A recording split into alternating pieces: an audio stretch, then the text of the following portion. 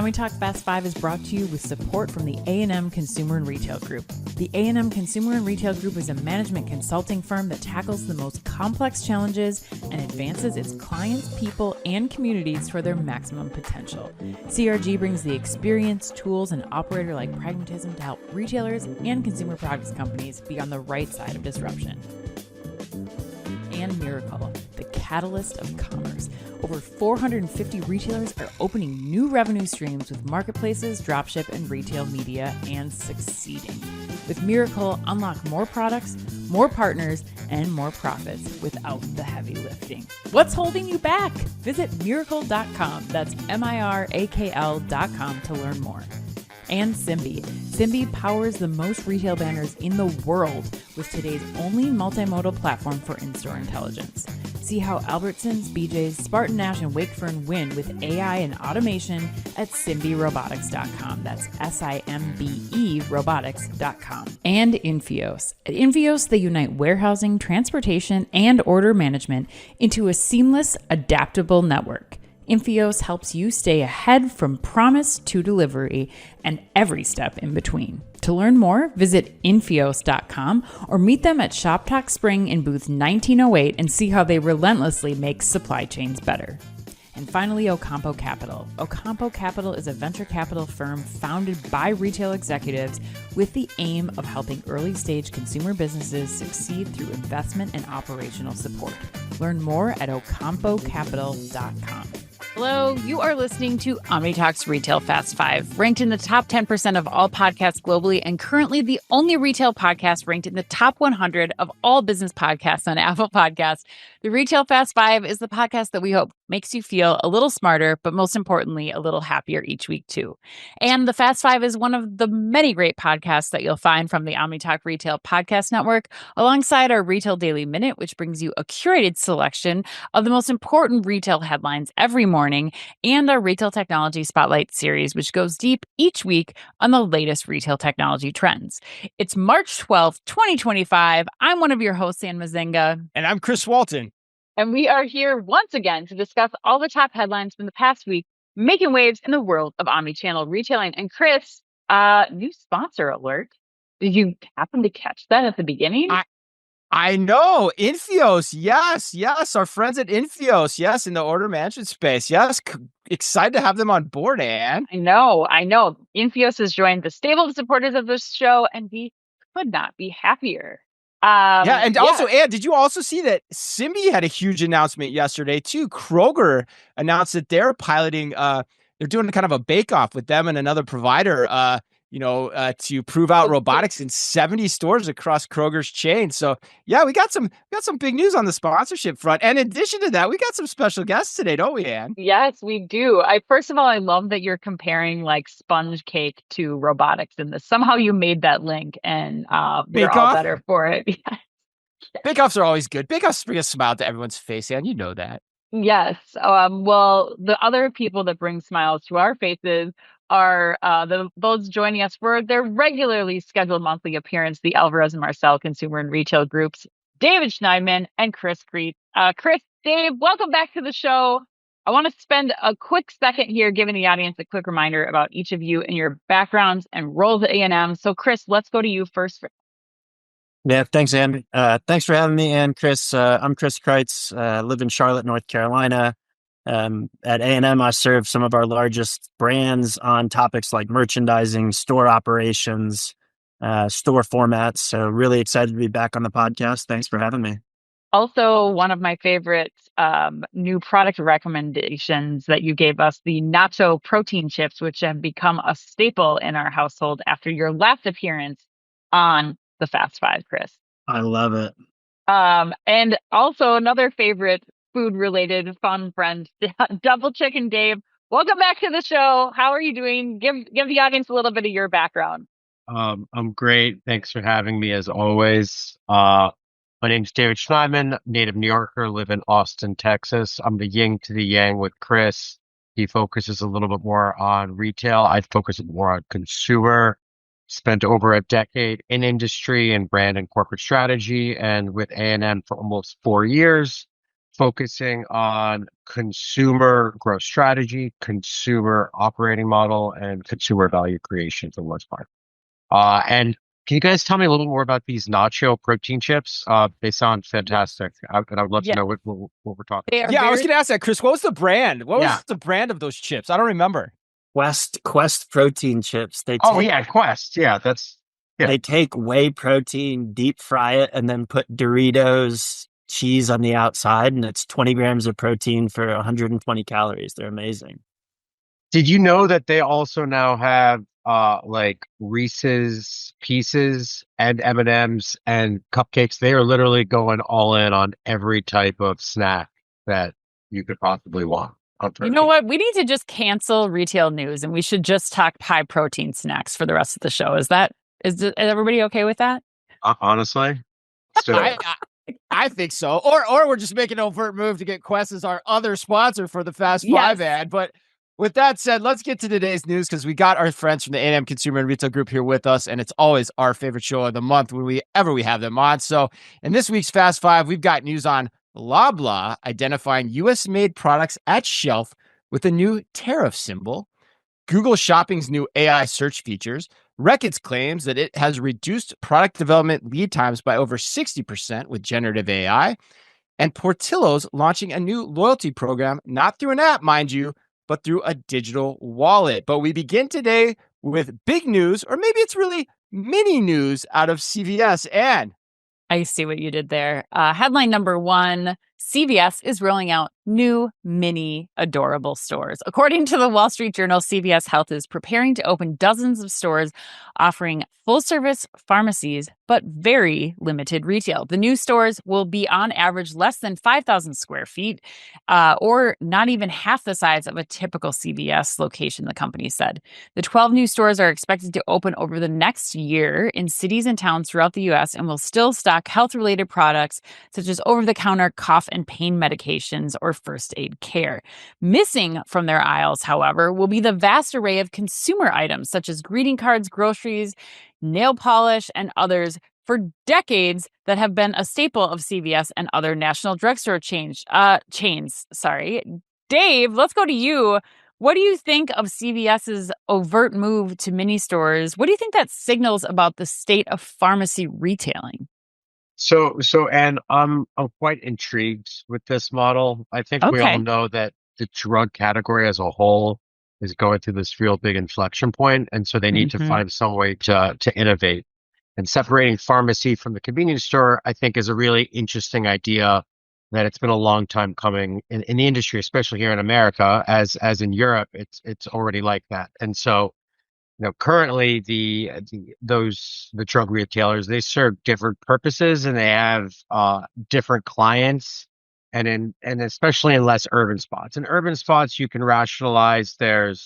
You do it all in one, like a one-stop shop at Sure. your local pharmacy to get Mhm. food as well. But in more suburban areas, I think you're serving different clients.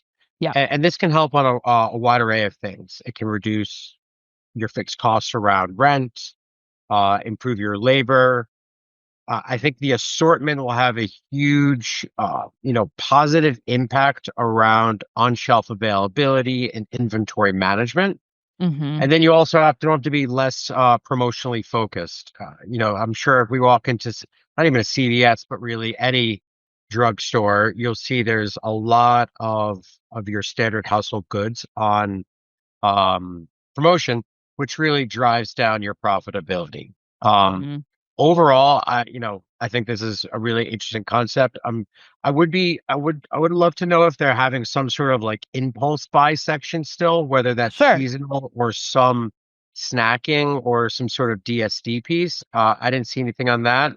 That would be something that I'd love to learn more about. But overall, I'm not going to say I'm bullish right now, but I think it's a very Yeah. interesting concept that with a 12 store pilot, why wouldn't they do this? Right. It gives them a way to, like you were saying, like minimize theft, minimize operations and promotions and all the things that they have to do to manage that front end of the store, and really focus on, what's bringing them revenue in the near term, and that's, the pharmacy business, the over the counter business, and you just want to still be able to get your Quest protein chips, is what I'm hearing when you pick up your prescription. Yeah, I would love that. I love the big bags.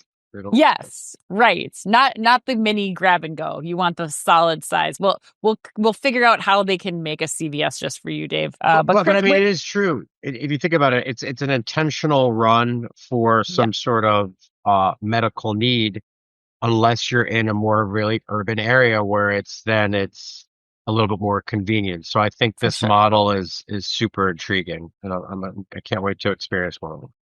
Right, Chris Creyts, where do you fall? Yeah, I think similar in line with what Dave said. I think there's a notion that the long term pharmacy model needs to change. I think this is experimenting to say what could it look like. I think the only thing I'd build to what Dave said is I think there's some testing here on the interaction between the front end and the pharmacy and what that dynamic really is. I think everyone thinks the pharmacy drives the front end. And I think this is kind of testing that a little bit to say, if we take out all of the front end, is there any adverse impact on the pharmacy itself, which would be the downfall of this concept, right? If you start losing scripts because people want to be able to get multiple things on that shopping trip, then this concept starts to unravel. So I think they're testing this. They're testing, some other formats as well. I think this is more exploring, can we still keep all the high margin health sales on the retail end with a very stripped down assortment? How sharp can we get with our assortment before we start to lose those sales? And will it have any inverse impact on our scripts at the pharmacy if we don't have a massive selection of health products? So, yeah. Right. It's great that you bring that up, Chris, because I think it's, really balancing the points of, like, we know there's a markup on some of those, beauty products. There's a markup on the food. There's a markup on those convenience items that you're talking about. But then how does that balance with, how much they're losing due to theft, how much the real estate, per square foot costs in these larger CVS stores. So there's a lot going on there that you're right. I think they'll be able to pressure test here with those 12 stores to see how much of an impact it makes. Chris Walton, you're the merchant of the group here. What are your thoughts on this approach that CVS is taking with the mini stores?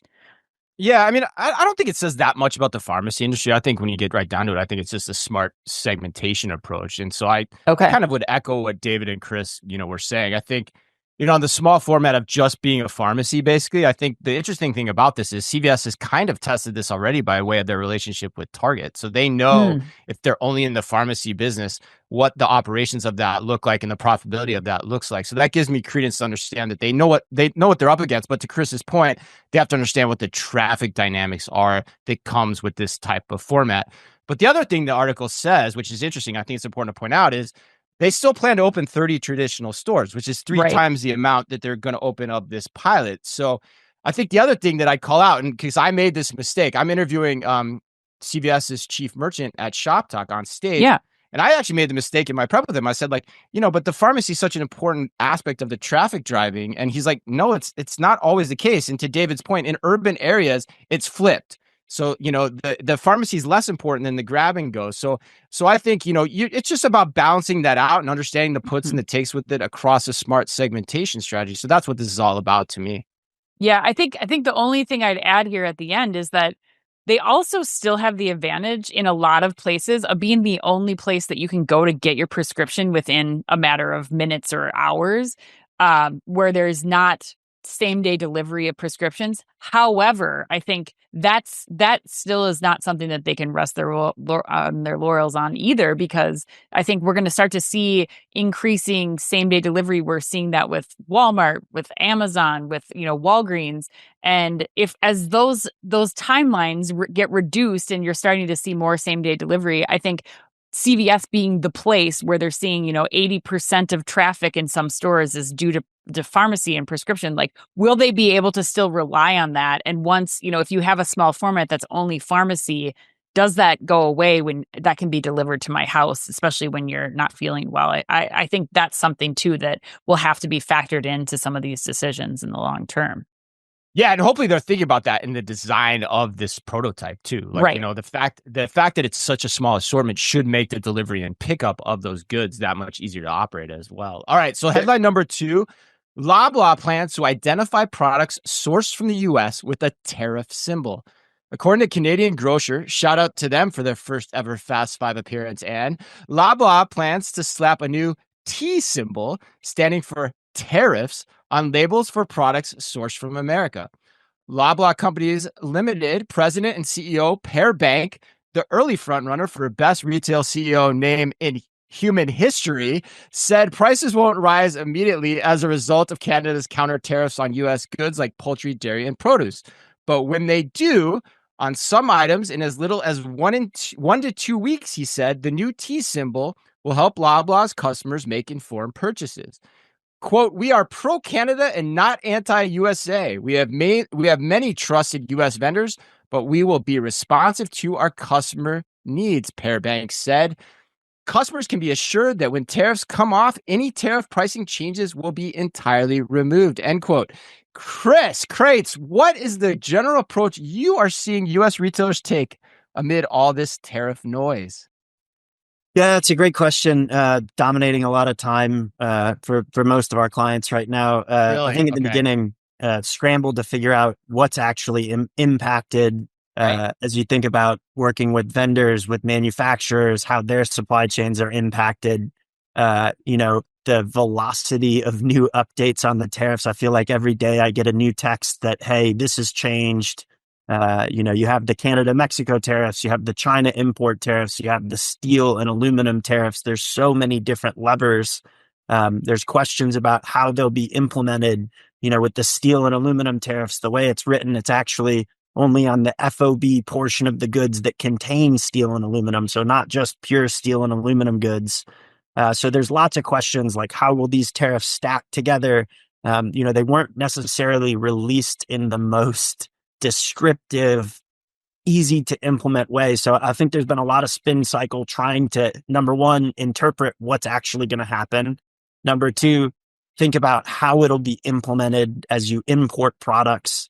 Some of the good news here is, we've kind of been through this cycle before in tariffs. So there's a playbook that a lot of folks have written already in how to deal with tariffs.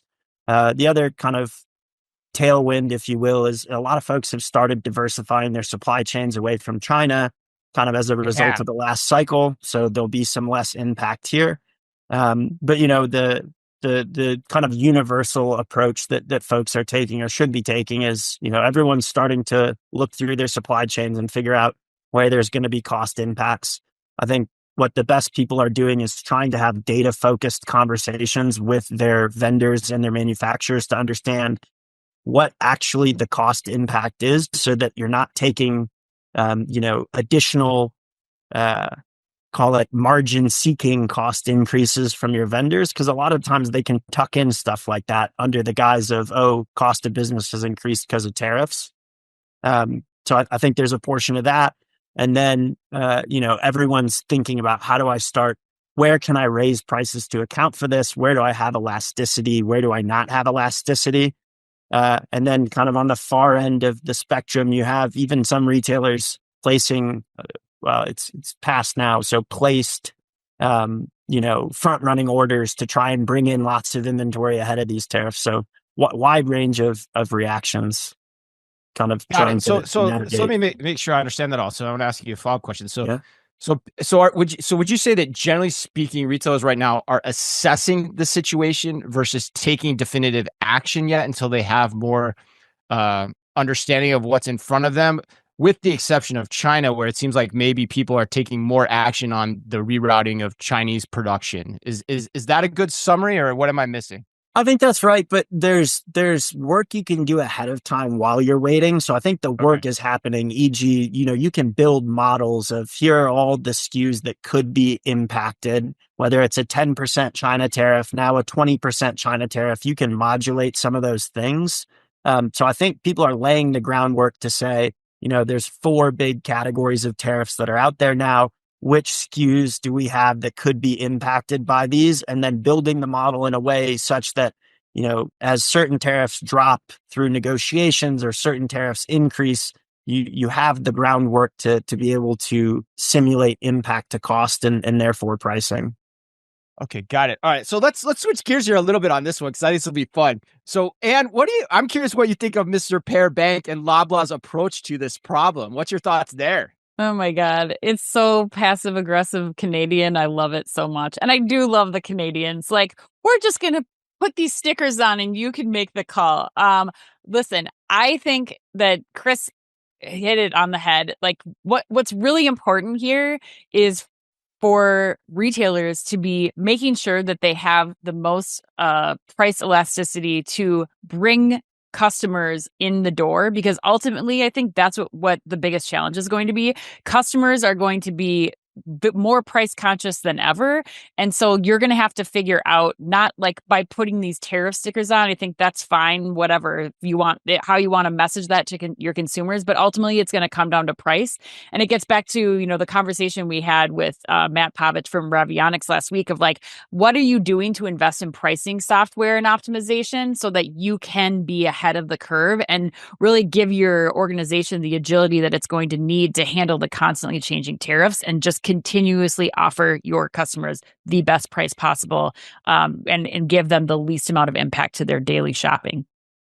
Yeah, that's a great point, Ann. Yeah, if you're a pricing solution provider right now, you're loving all God. this. I mean, God, because the retailer's going to have to invest in upgrading those systems. That's funny. I actually personally just think it's brilliant merchandising. Like, I give kudos to Loblaws, like, because it's just a smart thing to do. The art of retailing is taking advantage of situations as they arise, and that's what they're doing here. And by default, they're gonna push their private label products as a result of this too. And that's a great point. So I think that's what they're doing, and it's beautiful. But David, you get the last word here. What do you think? What do you think on what they're doing, or what do you think on the state of tariffs, like how the industry is reacting? You take the last call here. Yeah, I agree with everything that everyone said. I think I want to take a little bit of a different approach here. I'm going to think consumer first. So first, with the Loblaw piece, it's another way to have another conversation with their consumer to drive loyalty, but then also, I'm not going to say trade down to private label, because in many ways for them, it's trading up in margin. So I think that's another way for them to drive brand affinity. As it relates to consumer perception on tariffs, based on the research we've done, there is a little bit of an expectation that all prices are going to increase as it relates to tariffs from Mexico, China, and Canada. So similar to where inflation was a couple of years ago, where there is an expectation that prices will go up. And I think it's a question of where that will come from. Discretionary spending will naturally go down, but you also have to be mindful on price increases there. But on traditional household goods and dairy and daily products, the expectation consumers are having, like similar to eggs, is that prices will go up. And I think what will be interesting with retailers is, do you automatically pass those costs to the consumer? Where do you renegotiate with suppliers? Or even in certain impact, do you see an opportunity to increase price when actual cost has not increased? So do you, premeditatedly, I'm not even sure if that's a word, increase prices to offset future cost increases via tariffs? And so I think when it comes to traditional food and beverage products and even personal care, consumers are expecting price to increase. Now, the question of how much that is and where that inflection point is, TBD. But it will be interesting to see that. The other winner you had, Chris, you mentioned pricing software. probably the other winner here is like discount and off-price retail, right? Like, Yeah, I was just thinking Walmart wins. Yeah, Walmart and- wins in this world. They continue to win. You know that Yeah. 100%. Yeah, I mean the other part to me is like I go back to Econ 101 that the expectations of inflation are just as important as the actual inflation because one drives the other, and so yeah, it's really interesting. All right, let's go on to headline number 3, guys. Google's new shopping tab has a new AI tool that makes your fashion idea and that takes your fashion idea and suggests similar clothing options. According to TechCrunch, this new feature dubbed Vision Match is now available in the search experience on mobile for US users. It lets shoppers describe a garment they're imagining, and then the AI suggests ideas based on the description, along with the best available matches that users can purchase. To try this feature, users simply type an idea into the search bar and scroll to the "can't find it, create it" prompt, or go to the left panel in the shopping tab and select Create and Shop. Chris, Creyts, on a scale of 1 to 10, how would you say that retailers and brands with whom you work are prioritizing investments in Gen AI search? Yeah, I think it's pretty high. I maybe call it like a 7. It's definitely a topic that's getting a lot of talk. I think Really? it is, yeah, and I think it's not that people are dumping investment into it yet, but I think everyone's really curious. Like from a merchandising perspective, you have this fear that you carry the product a customer is looking for and they can't find it. And somewhere in that discovery journey, it breaks. And I think that is a very real fear that people have. Now, does like these AI tools actually solve that? E.g., you can upload a picture of a garment into someone's search on like a victoriassecret.com and it'll suggest all the other ones that we have that are like that. Does it really drive value? I'm not sure.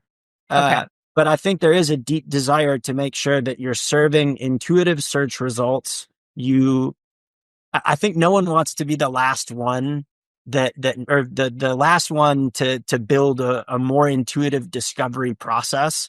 I think there's some other cool elements that are coming out of these, like personalized searching. If you can use Gen AI to better understand someone's purchasing and browsing history, then you know what to present to them. So it's not only returning more intuitive search results based on what everyone's looking for, but I can present you with the things that I think you're most likely to buy based on what you've bought from me in the past. I think there's definitely some upside there. So I'd say there's a lot of interest. I know people who are actively doing, there's a lot of partnerships with Google Cloud in the space. So I think there's a lot of traction here and a lot of interest in the area. Now, is it translating to immense value yet? I'm not sure. I haven't heard anyone really toting massive EBITDA gains from AI search yet, but I think there's a lot of interest. So, Chris, would you say that your recommendation for retailers is what then? Is it to start to look at investing in this on their own brand site, to start to look at this from how they show up in these searches, or like how are you navigating this, your recommendations for them? Yeah, I would think back to what your consumer data is telling you and what your shopping data from your website is telling you as to whether these are investments that make sense for you. If you're seeing low click-through rates, if you're seeing, as you walk that funnel from your website in terms of how people interact with your site, if you're seeing searches that don't result in the right click-throughs that you want, then maybe this is something that is a true gap for your business where you prioritize those investments. And Dave, is this consistent with what you're seeing with clients that you've worked with as well? Yeah, especially within fashion and apparel, it's super important as it relates to personalization and customization. Now, with the amount of data that's out there and the amount of options that consumers have, they want something that's tailored specifically to him and her. And this is a potentially more seamless way to drive customization on things that are unknown. And I think right now we live in a world where more is more. And so having this AI tool, if done correctly, to Chris's point, could have huge impact, maybe not as much to conversion, but at least to loyalty and traffic. And I think that's where they should start first. Is this a traffic driving piece? And then how does that relate to actual conversion of sale? Right. Especially as search behaviors are shifting, Correct. and there's a whole track that's going to be dedicated to that at Shop Talk next week, Chris Walton, that you and I are both going to be having, I'm sure, a lot of conversations with retailers about. Chris, what do you think? Everybody knows how I feel about Google search right now, so I don't need to spend too much time on this, but I'd love to get your insights because I've made you include yet another Google headline in our Fast Five. Yeah, I made the joke that this is your Google orgasm of the week, right? Like Yep. this is like every month, gotta hit it every least month. Yes, I know, but no, I mean, first of all, I'd say like stepping back, it's quite comforting to hear Dave and Chris say that retailers are actively thinking about this. I think agree. that's good. I mean, it shows me they've learned from the mistakes of the past where they discounted e-commerce for so long. So that's very comforting. The one place where I probably disagree with, I think Chris who said this, is I do think there's an order of operations here of the right way to approach this from a retail executive perspective. Because like I think was outlined, I think there's two imperatives that the retailers are facing. One, they have to decide how they want to show up on the search engines themselves. And two, they have to decide what it means for their own e-commerce experiences.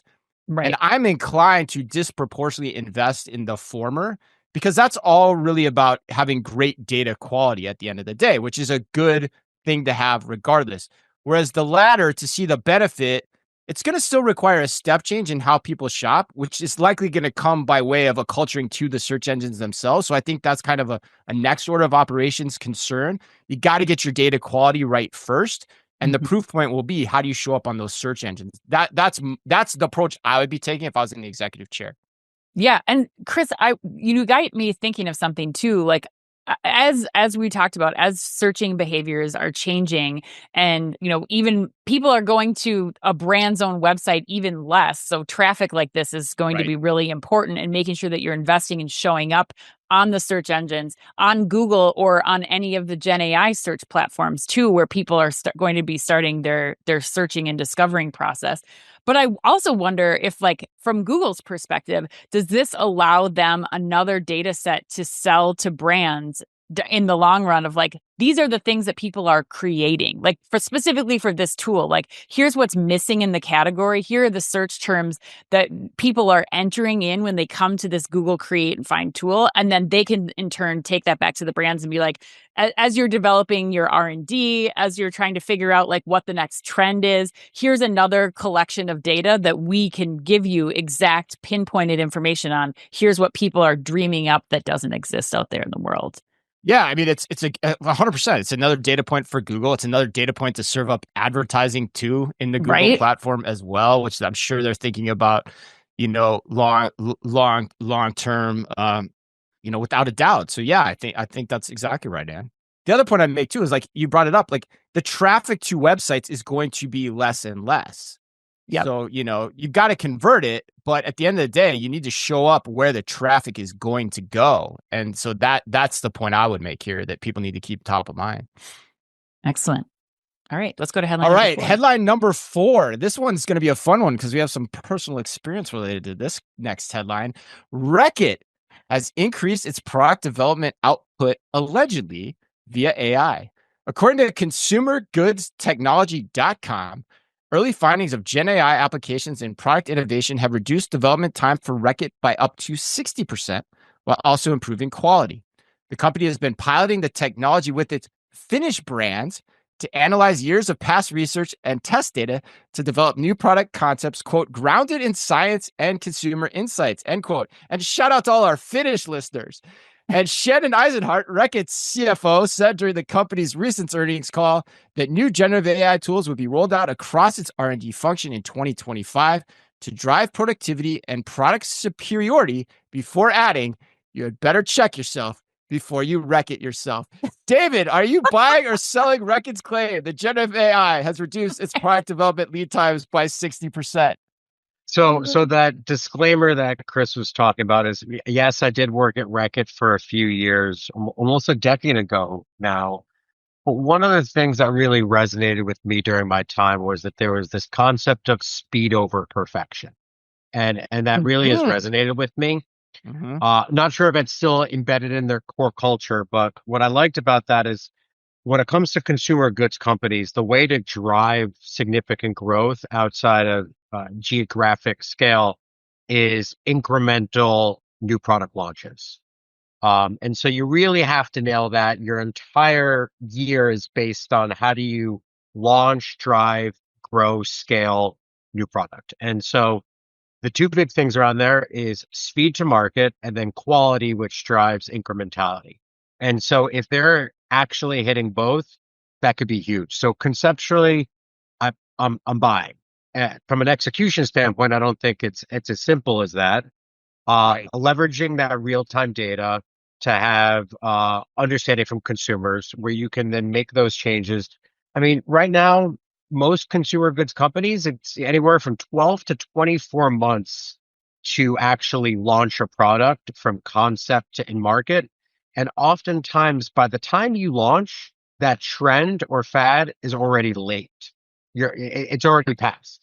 And so if Reckitt can actually reduce the time to launch by 60%, they can actually be there while the trend is happening, drive those incremental sales earlier, and then also optimize a new product launch to actually then be more scaled and more efficient. So if they can do this, this could be huge. And so I'm really going to be looking forward to seeing what happens with this. So I'm buying this technology if it actually says what it does.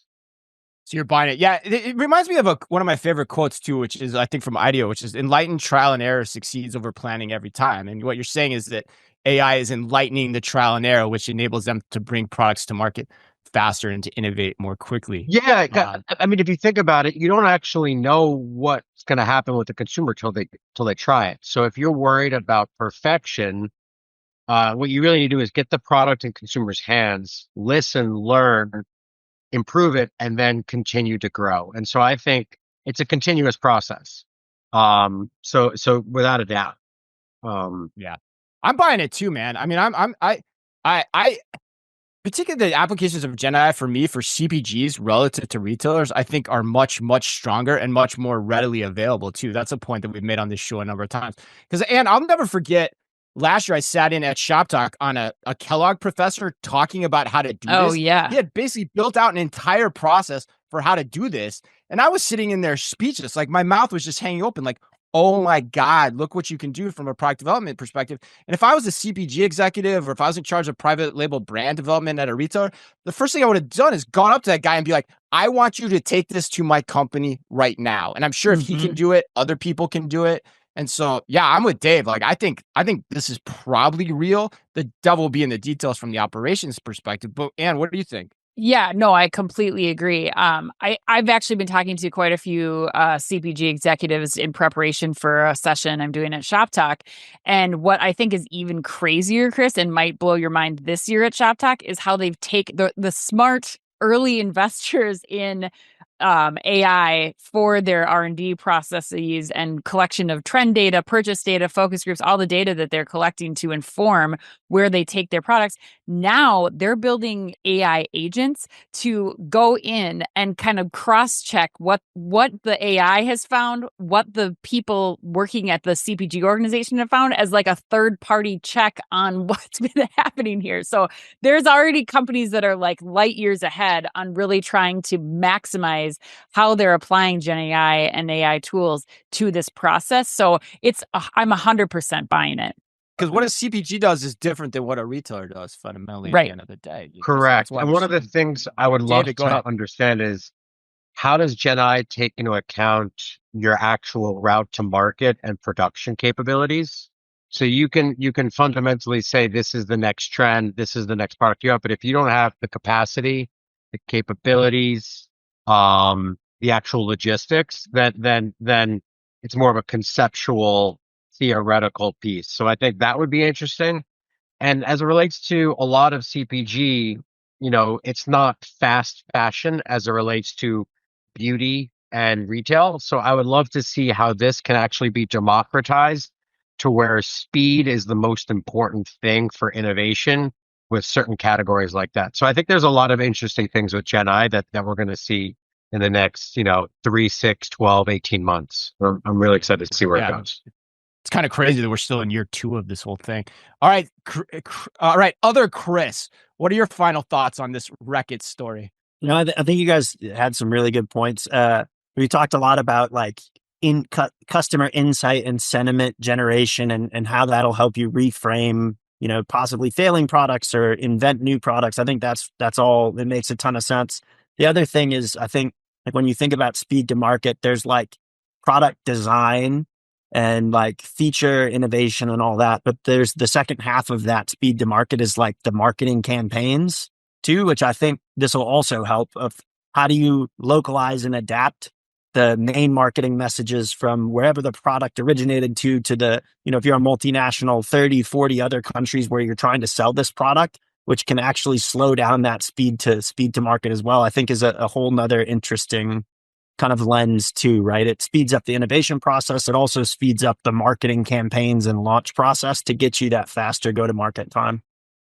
Yeah. And that was the number one use case that I heard loud and clear throughout most of last year with the CPG brands that Ann and I were talking to. All right, let's go to headline number 5, guys. Portillo's. I can't even say the name of the restaurant. The hot dog chain. Clearly, I'm not a frequent visitor at the hot dog chain. Missing out, Ann. Missing out. Yeah, I'm missing out. They hope that their new loyalty program based in digital wallets can offer personalized options for guests and businesses without the issue of app fatigue. According to Marketing Dive, Portillo's has added a loyalty program called Portillo's Perks, in which rewards are based on frequency and consumption habits rather than banked points redeemed by the consumer. The frequency element of the reward structure combined with digital wallets rather than traditional app-based programs, quote, allows us to truly personalize offers so we're able to surprise and delight our guests with easy access and relevant rewards, end quote, Portillo's CEO said. Dave, because you are our Double Chicken Dave Sweetgreen loyalist, you have the most QSR experience. That means, what do you think of the idea of driving loyalty via a digital wallet versus an app? And do you think that app fatigue is a legitimate reason to press forward with a wallet-based approach? I do not know if this will have any impact on sales or traffic, but what I can say is app fatigue, I believe, is real. Really? Tell me more. So I think this concept of food aggregators, I'm not even aggregators, delivery, like you have DoorDash, you have Uber Eats, you have Toast, you have Chow Now, where you have a plethora of QSR restaurants at your fingertips that also have loyalty connected to it, like Dash Pass. I think that is a more seamless way to the Amazons of food and delivery and pickup.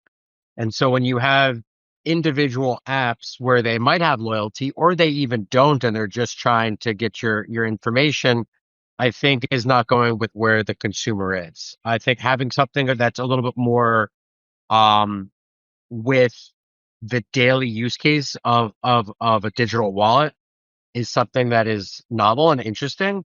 Now, will it actually drive that level of loyalty and repeat that they're hoping?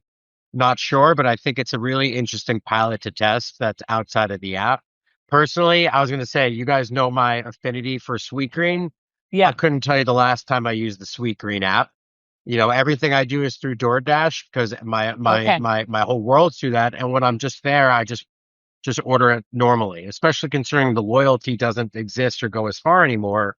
But at least a sample size of one, I have almost no apps now related to restaurants and QSR. It's all through the aggregators. So interesting.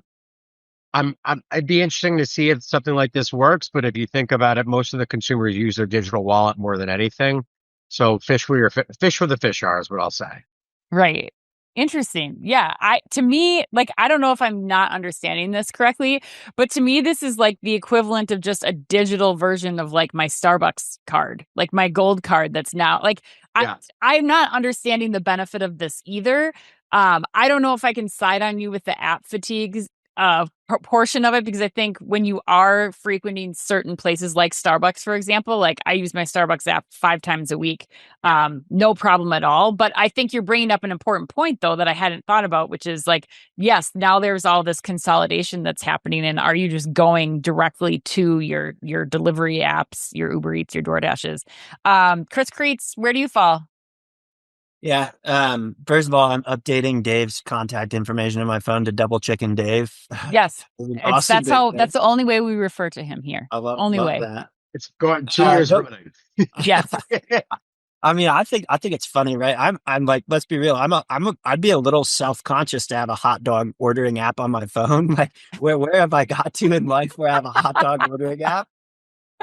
So I don't think it's that much different than having an app. It's like, you still give them your information, you still sign up with your email, and to your point, it just appears like a boarding pass in your wallet. Yeah.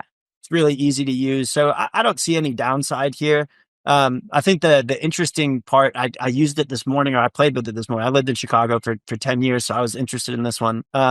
One of the interesting things I thought was you don't earn any of their loyalty rewards or perks, and a visit doesn't count unless you spend at least $10, which I thought was like a really interesting kind of basket building price point for them. But I like the concept. I get why people aren't going to install one more app for a restaurant that maybe isn't so core to their identity like Starbucks. So I like the idea. Okay. I think apps work if it's retail or something that's around more fashion or retail, not necessarily food. And those food is the delivery apps, not specific restaurants. Starbucks is different because Starbucks is a daily routine than if you go to a restaurant once every 3-4 weeks, or maybe you get a hot dog every day. You do you.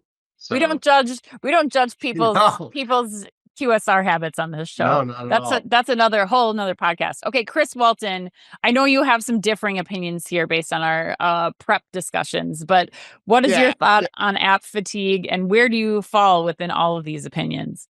Yeah, well, first of all, on app fatigue, I 100% disagree with David, with all respect. Like, I have been hearing about app fatigue since 2010. I think it's just a baloney excuse for many people that just can't get people to find value in their app. That is essentially why you're hearing this. And so the second piece of this to me is, what's going on at Portillo's from an executive perspective. If you think digital wallets are better, like Chris seems like he liked it, okay, just say that. Come out and say that. Yeah. Don't say that it's because people have app fatigue. That's just baloney. They have app fatigue because you haven't been providing value to them. So you've talked about Starbucks. Dave, I would disagree with you here. Chick-fil-A's got the best app out there. And so contacts matters. So Portillo's, and here's the other thing. Portillo's sites pound. Like the article says, they do $9 million a year.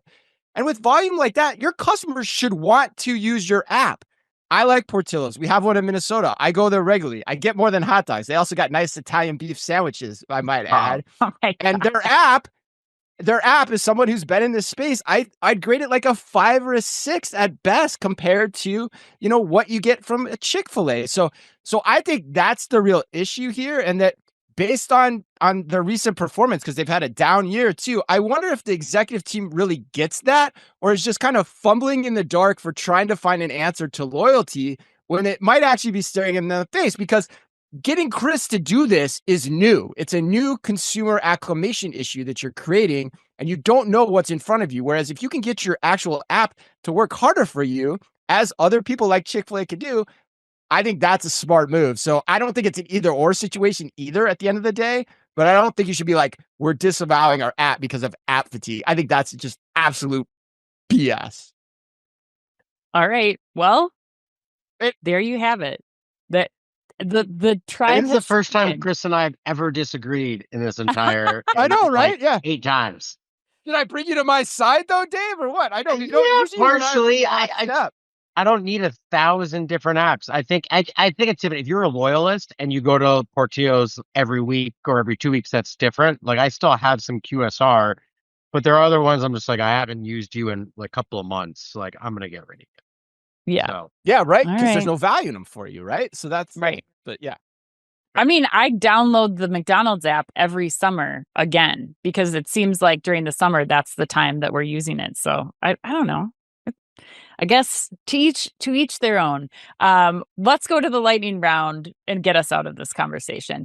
The first question goes to you, Dave. A recent study conducted by Dalhousie University and Cattle claims that 8 in 10 Canadians are willing to switch brands or stores for better deals given the current economic climate.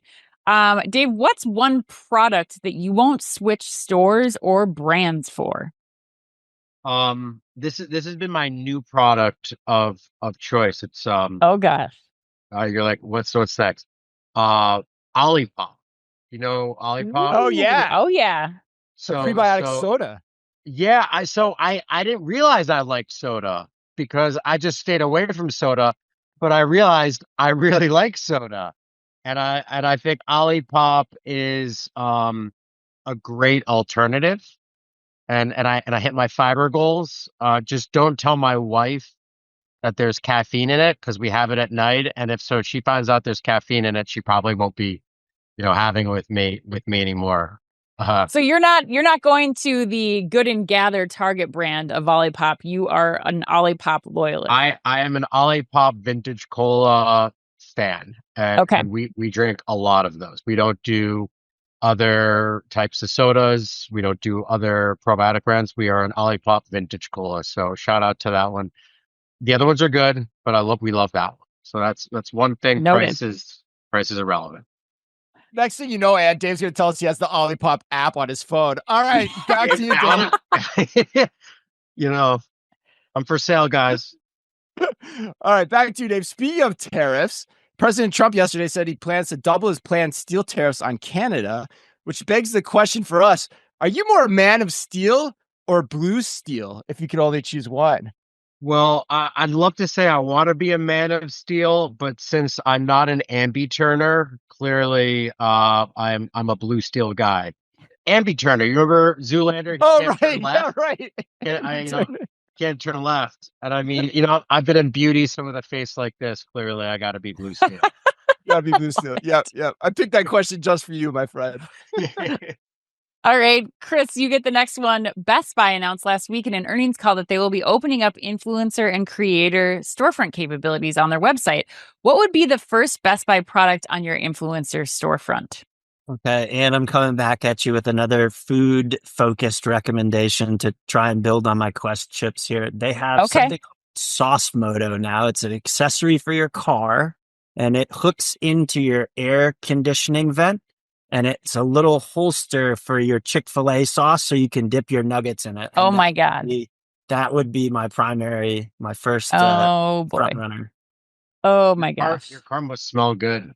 Oh, it's terrible. So we covered like luxury car fragrances on one lightning round, and now we're going in the exact opposite direction today, Chris. Thank you for enlightening us with this product. Gotcha. Yeah, we've learned that Chris eats regularly at Portillo's and Chick-fil-A. All right, nice job. But I'm too ashamed to have the apps on my phone. right. You won't get a discount on the product. No. He just wants to tell thousands of people that he doesn't know. That's what he wants to do. All right, Chris, back to you. Southwest said yesterday that it will begin charging customers a check bag fee. Hold the phone on that one. Given this news, rank order your now current 3 favorite U.S. airline carriers. As a consultant, I think you probably have some great perspective on this question. Yeah, this is like asking me what finger I want to cut off. Like, no part of this is like an easy. It's like they're all terrible. It's the easiest is to go from the back forward though. Like American dead last. Just terrible. I actually enjoy flying Delta. Delta and Alaska have to be my top 2. Alaska's probably number 1, Delta's number 2, and American just has to be abysmally last. Clearly, you're not going to be working with American anytime soon. Or maybe you will. Maybe they're in the last place, right? so they need the most support. The answer's clear. It's Delta, and then Delta. I'm in a deeply captive market here in Charlotte, and American knows it, and just it's not a good experience. Ann and I ride or die with Delta too. Alaska is a good grab though. I can't remember the last time I flew Alaska. It just doesn't hit the routes that Ann and I frequent all that often. But Yeah, you got to be out on the West Coast for that one. The Minnesota Delta terminal's nice. Yeah, The golf sim. Oh, they put a golf simulator in there. That's really cool. Ooh, I had not heard that, Ann. I'm sure you probably were aware of that. No, Ann wasn't aware of that either. Wow. No, all right, golf simulations. All right, well, I'll have to check out the Minnesota airport again, which I will do in a couple weeks on our way to Shop Talk. All right, that concludes today's show. Happy birthday today to Titus Welliver, Liza Minnelli, and to the man who will always be known as Jonesy to me from the hunt for Red October, the vastly underappreciated Courtney B. Vance. And remember, if you can only read or listen to one retail blog in the business, make it OmniTalk, the only retail media outlet run by two former executives from a current top 10 U.S. retailer. Our Fast Five podcast is the quickest, fastest rundown of all the week's top news, and our daily newsletter, the Retail Daily Minute, tells you all you need to know each day to stay on top of your game as a retail executive, and also regularly features special content that is exclusive to Ann and myself, and that Ann and I take a heck of a lot of pride in doing just for you. Thanks as always for listening in. Please remember to like and leave us a review wherever you happen to listen to your podcast or on YouTube. You can follow us today by simply going to youtube.com/OmniTalk Retail. Dave, if people want to get in touch with you, argue with you about app fatigue, pick the brains of your fellow A&M consumer and retail group consultants, what's the best way for them to do that? I will give you Chris's personal cell phone number. No, I'm just kidding. So the two best ways would be our website, alvarezmarsal-crg.com. We are actively looking at emails and our inbox there. And then our LinkedIn page, it's Alvarez and Marsal Consumer and Retail Group. Those two would be the best places. And if you want to reach out to Chris or I, just say attention, Chris and David, and we'll get back to you immediately. All right, wonderful. Well, thank you both of you for joining us today. And on behalf of all of us on OmniTalk Retail, Ann and I will be back next week. And until then, be careful out there.